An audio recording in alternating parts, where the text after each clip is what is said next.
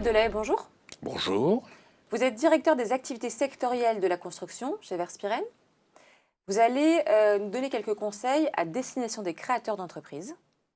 Quelles sont les assurances à souscrire avant la création de son entreprise? Alors, c'est une question particulièrement importante parce que les créateurs d'entreprises sont des gens qui doivent prendre des décisions sur l'assurance à un moment donné où ils n'ont pas forcément, par essence, d'expérience et souvent des moyens financiers limités. Donc la difficulté pour les créateurs d'entreprises, c'est de prendre les assurances et celles qui sont les plus importantes. Donc le premier choix que devra retenir le créateur d'entreprise, c'est s'assurer contre les risques de responsabilité civile. C'est quoi là, les risques de responsabilité civile?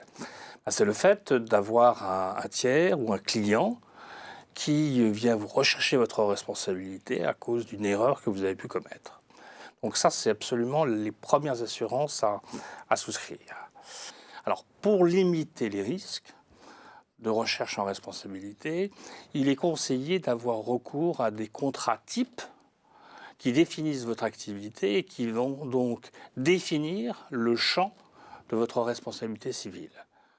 Donc, assurez-vous en responsabilité civile et prenez des contrats types qui limitent le domaine de votre activité. Comment choisir son ou ses partenaires assureurs? Alors là, la réponse est assez simple. Il faut s'adresser à des spécialistes de l'activité dans laquelle on se trouve. Le risque dans ce domaine-là, c'est de s'adresser à des gens qui sont généralistes et qui vont vous proposer des contrats qui sont des contrats passe-partout.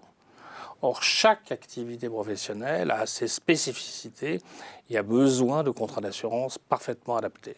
Par quels moyens le créateur d'entreprise peut-il trouver de l'information et qui seront ses futurs interlocuteurs? Alors là, Verspiren a fait un constat, c'est qu'en fait l'accès aux informations n'était pas réellement organisé.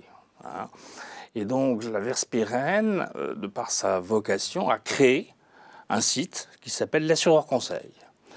Et à travers ce site, métier par métier, Verspiren donne des conseils sur les assurances à souscrire.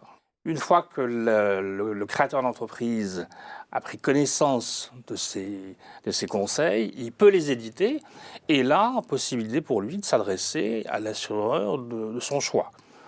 On a même donné la liste des courtiers en assurance travaillant sur le marché français et ils peuvent parfaitement se prendre le nom d'un courtier dans cette liste. Voilà. Je crois que l'assureur conseil, c'est véritablement une nouveauté. Et là, Verspiren agit dans le sens de l'intérêt général en diffusant de l'information gratuitement à l'ensemble des internautes. Alors, bien évidemment, il y a aussi des solutions qui sont proposées sur le site internet et qui concernent des produits Verspiren, mais il n'y a aucune obligation pour l'internaute d'aller vers les produits Verspiren. Ils sont libres de leur choix. Merci, Monsieur Delay. Merci.